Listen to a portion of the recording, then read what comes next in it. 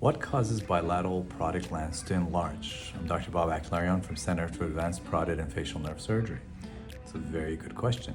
There's a variety of reasons. Viral infection, mumps can be a reason to get bilateral parotid enlargement.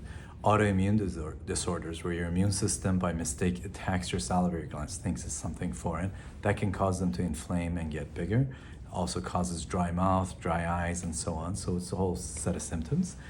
Some medications, antipsychotics, have a side effect of causing the glands not to produce a lot of saliva. As the saliva gets thick and gelatinous and gets stuck in the gland, and then the gland swells up because the more saliva it makes, the more it accumulates in there and gives you trouble. There's this inflammatory condition called sarcoidosis that can occur in the saliva glands and the parotid glands and cause it to swell up and get inflamed.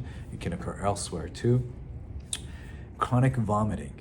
So someone who has a lot of acid issues, or people who suffer from bulimia and have a lot of acid coming in their mouth because of vomiting, the acid can get through the ducts and damage the glands themselves and cause them to swell up and become problematic. And they generally have the two sides of their parotid gland really swell up and become a problematic issue. Sialadenosis. And sialadenosis is it's a mysterious condition. We don't exactly know why this happens, but in the people who suffer from this just get their glands swelling up. Most of the time they're not painful. Most of the time they don't have any other symptoms besides swelling of the gland. And when you feel the gland, it's not inflamed or hard or painful.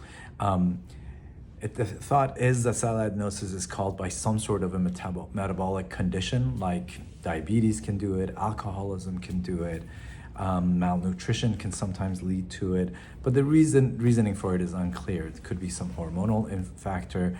We don't know what causes it really. In reality, we've seen an association with diabetes, alcoholism, and other conditions, but we don't know exactly the physiology of how it comes about. It's probably the most common reason why someone gets bilateral parotid swelling, along with bulimia, unfortunately. Those are probably the two most common reasons for getting bilateral swelling.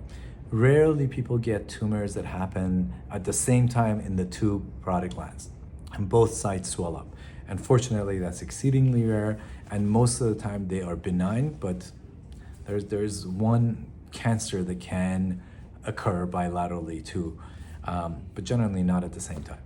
In any case, those are the causes. So how do we treat it? Well, some of the conditions, you can get to it early enough. If the saliva flow is poor, you can try to increase the saliva flow. If you have Sjogren's syndrome, which is inflammatory, you can try to decrease the inflammation and control the inflammation. And if you catch it early enough before the anatomy of the parotid gland has changed, then you can potentially reverse the process. As soon as you experience parotid gland swelling on both sides, increase your hydration, put warm compresses in your glands to dissolve any thickened saliva that may be stuck in there, massage in a forward direction to try to get it out. Because if that's the reasoning for it, you can at least stop it in its track or potentially reverse it. Now, if that's not the reason, if it continues to grow, if you experience this for a couple of weeks, definitely visit your doctor. If you're having severe pain or anything like that, obviously visit your doctor much sooner than that. Now, this is a picture of someone who had chronic vomiting and had bilateral parotid swelling. You can see the incision in front of the ear here and then going behind the ear, and this is the parotid gland that's very much swollen.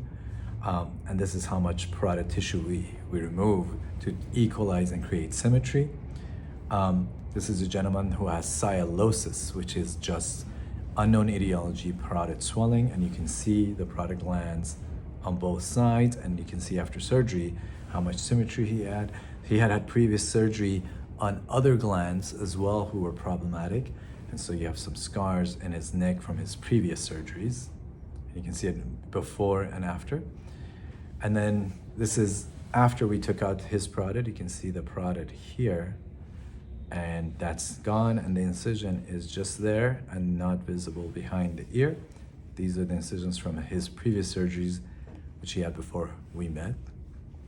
This is another gentleman with a younger gentleman who had sialosis as well, and you can see his parotid being very much enlarged, right? And then this is after surgery. you can see that the contour of the face can be made to be very close to normal, right? And when we do the surgery on both sides, we can even things out very well, as you can see for him.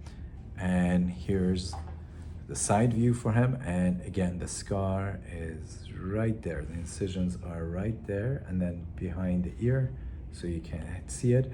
These are not incisions that are going down into the neck as the traditional incision would be. So it's well hidden. So you don't have to suffer and live with bilateral parotid enlargement. You need to just find a parotid expert who can address this for you. We tend to do these surgeries at our center on a regular basis, so we have a lot of experience, not only creating symmetry, but also preserving the facial nerve, preserving the nerve that goes to the earlobe for sensation of the earlobe. So we do minimally invasive, minimal scar surgery, but we preserve all the nerves and reconstruct so we can create evenness and symmetry. If you like clear salivary gland information, follow us and visit us at parotidmd.com.